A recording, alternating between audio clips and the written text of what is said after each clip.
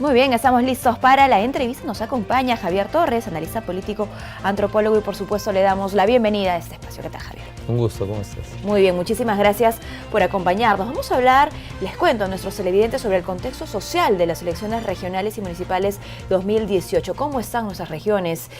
¿Cuál debería ser, seguramente, en base a este diagnóstico, la agenda de nuestras futuras autoridades?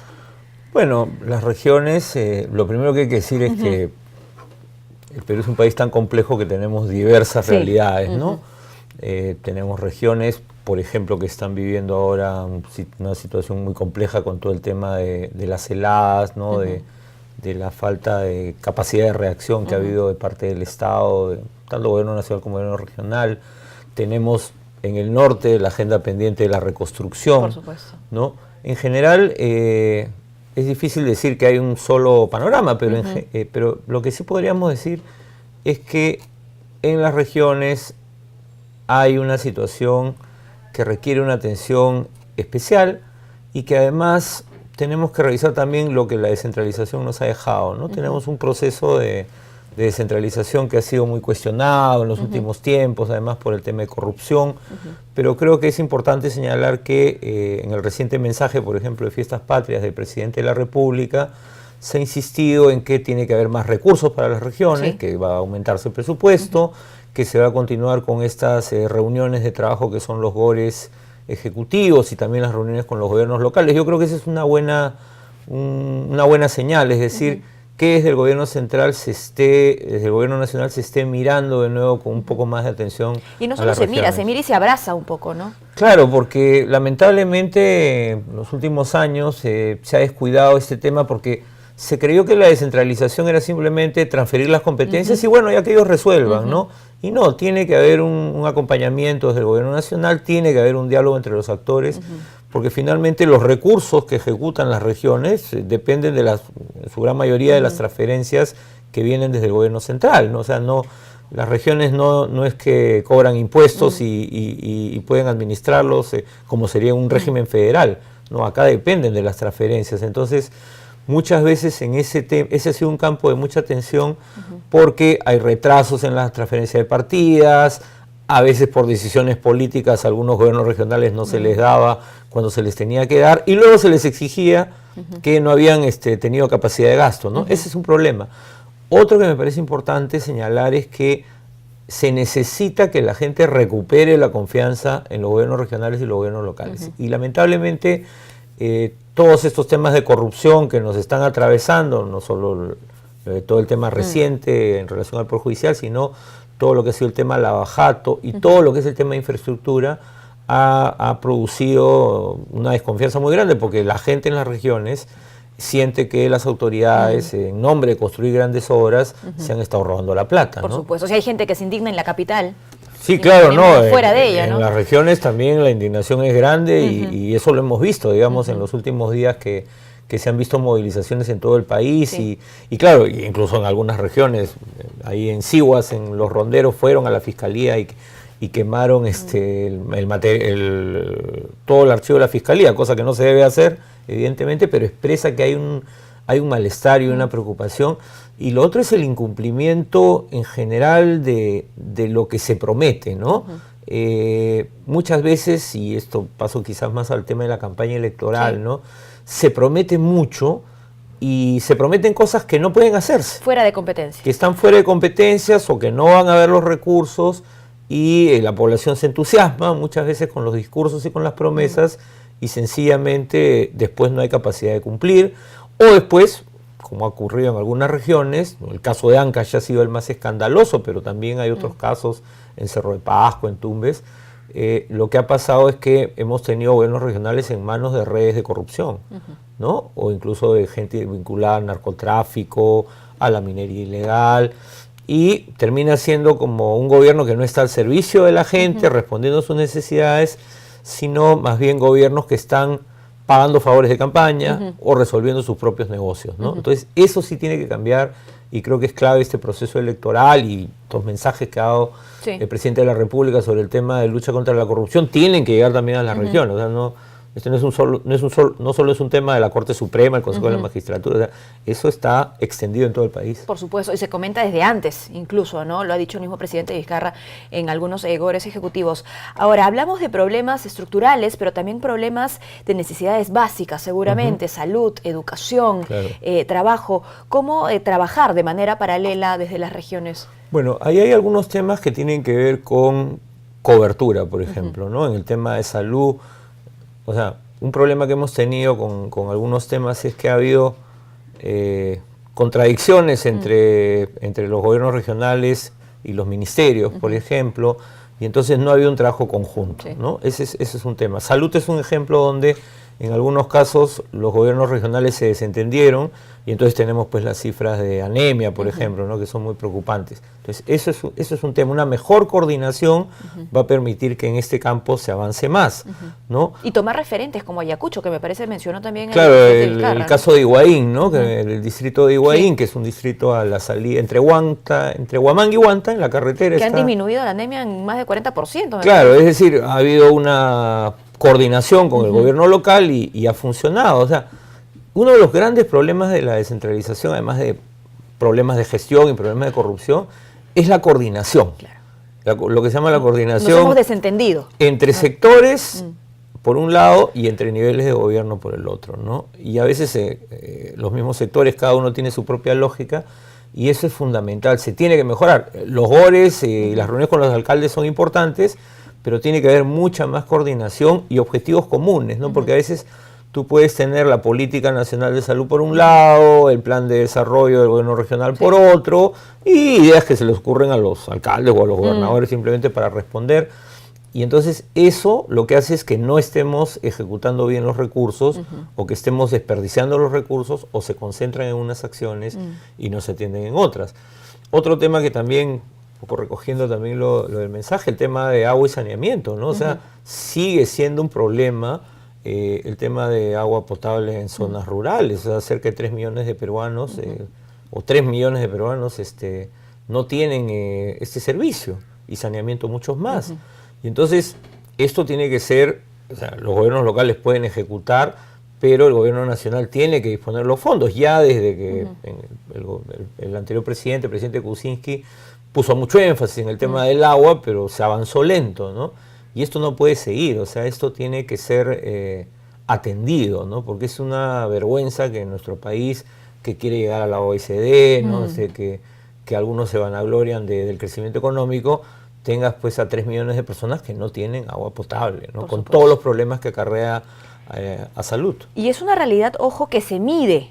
El índice de progreso social elaborado por Centrum y Social Progress Imperative reveló lo siguiente el año pasado, ¿no? Solamente por poner algunos ejemplos. Este índice mide la satisfacción de necesidades básicas, fundamentos de bienestar y acceso a oportunidades. Ha revelado que existen actualmente 18 regiones con niveles medios bajos, 4 regiones con niveles bajos, ¿no? Todas esas regiones estarían jaladas a nivel de bienestar. Me parece que solo 4, ¿no? Moquegua, liderando este ranking, Ica, Tacna y Lima Metropolitana, digamos, están aprobadas, ¿no? Con niveles medios altos de progreso. Sí, y que más o menos son las regiones que habitualmente salen bien en todos los rankings, digamos, ¿no?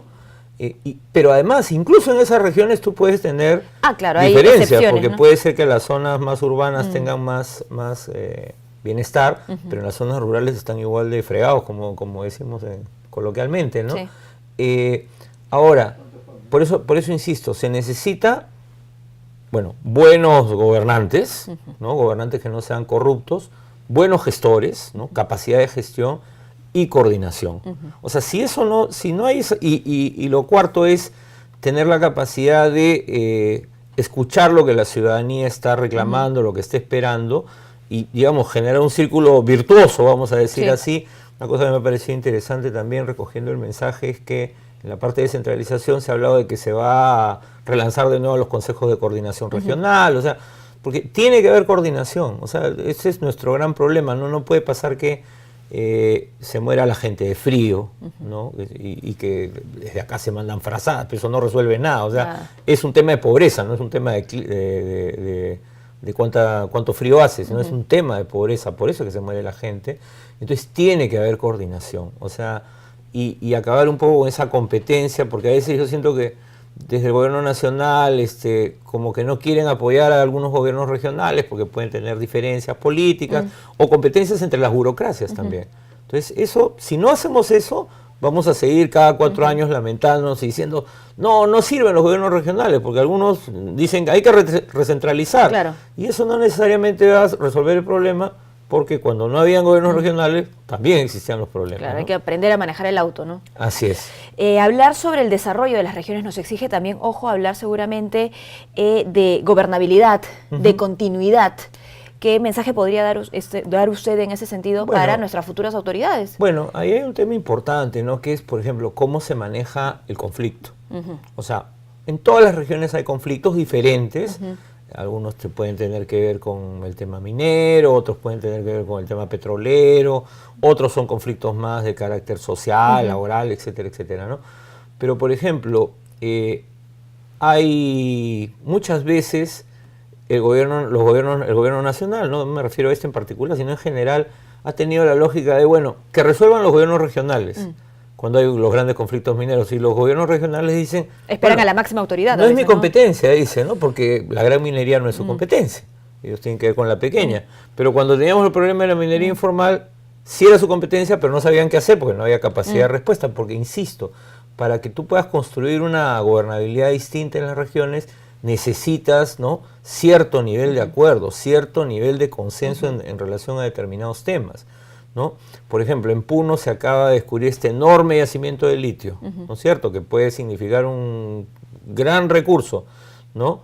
Hay expectativa de la población, pero hay que ver que eso se pueda desarrollar sin que genere pues un impacto negativo para la vida de la población. Sí, que sea más bien lo contrario, ¿no? Un impacto positivo. Exacto, ¿no? Porque no vamos a poder resolver los temas si no se pueden desarrollar algunos proyectos. Y hay en otros casos proyectos que son inviables, entonces tú dices, bueno, mejor si queremos que las cosas puedan marchar, de repente no se va a poder desarrollar, ¿no? Pero para eso se necesita que haya una actitud más proactiva de los gobernantes también, ¿no? Porque muchas veces mi impresión es que muchos gobernadores regionales se quedan en el balcón a ver qué pasa, ¿no? Y entonces si la gente va en un determinado sentido, se van atrás de la gente, ¿no? O esperan a ver la reacción del gobierno nacional porque no se quieren pelear con el gobierno nacional, porque quieren sus transferencias. Recordemos todos los conflictos que dio Cajamarca. Entonces, creo que es fundamental, y creo que en la campaña electoral, que está un poco cubierta quizás por todos los escándalos de corrupción, es fundamental que se llegue a cierto nivel de consensos también sobre qué requiere Ayacucho, qué requiere Loreto, qué requiere Amazonas, ¿no? Y como digo, en cada región hay temas prioritarios, ¿no? Ya decía lo del norte, ¿no? La reconstrucción sigue siendo un pendiente, entonces hay que atenderla. Lo de la anemia puede ser un consenso más en algunas regiones, en otras regiones el problema no es tan grave. Y el reto del gobierno nacional es saber pues que tienes 25 regiones y son distintas. Claro que sí. ¿No? Hay retos, hay desafíos, y así como también hay que ser críticos, ¿no? Con la velocidad, no sé si decirlo en esos términos, con las que está habiendo desarrollo en algunas regiones, hay que también valorar lo positivo, ¿no? Y en ese sentido, ¿qué podríamos comunicarle a las futuras autoridades sobre la continuidad justamente de aquello? Ese es un tema central porque muchas veces, lamentablemente además porque los partidos políticos no funcionan como deberían funcionar y los movimientos regionales tampoco, los procesos de transferencia son algo así como procesos mal llevados, ¿no?, de transferencia de la gestión, ¿no? Una vez que eres elegido, hay 2 meses o 1 mes ahí para que se le haga la transferencia, ¿no? Mal organizados, con poca voluntad y disposición de los que salen para entregarle la información a los que entran, ¿no? Y lo otro es que muchas veces los nuevos gobernantes tienen una vocación pues adánica, vamos a decir, ¿no?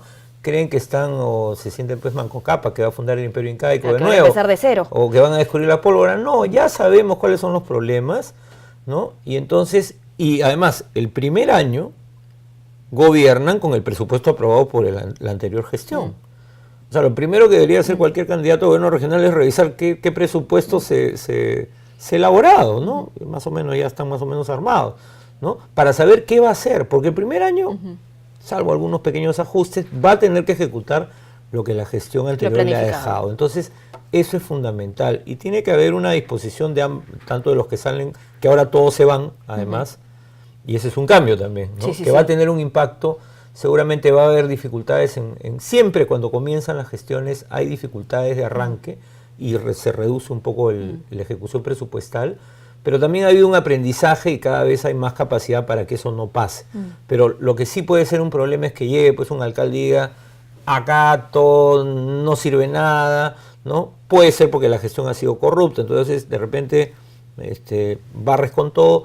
Y hay burocracia y hay funcionarios en todos los gobiernos regionales del Perú que son gente honesta y que ha hecho bien su trabajo, ¿no? Entonces, las cosas que hay que dar continuidad se tienen que dar continuidad. Y otros temas donde hay que corregir, se corregirá. Pero el gobierno es continuo, no es que se refunda todo de nuevo, ¿no? No, yo creo que es fundamental y ojalá pues que los candidatos nos escuchen. Claro que sí, para esa continuidad, para esa gobernabilidad hay que prepararnos, no solamente para conseguir los votos ahora durante esta etapa de campaña electoral.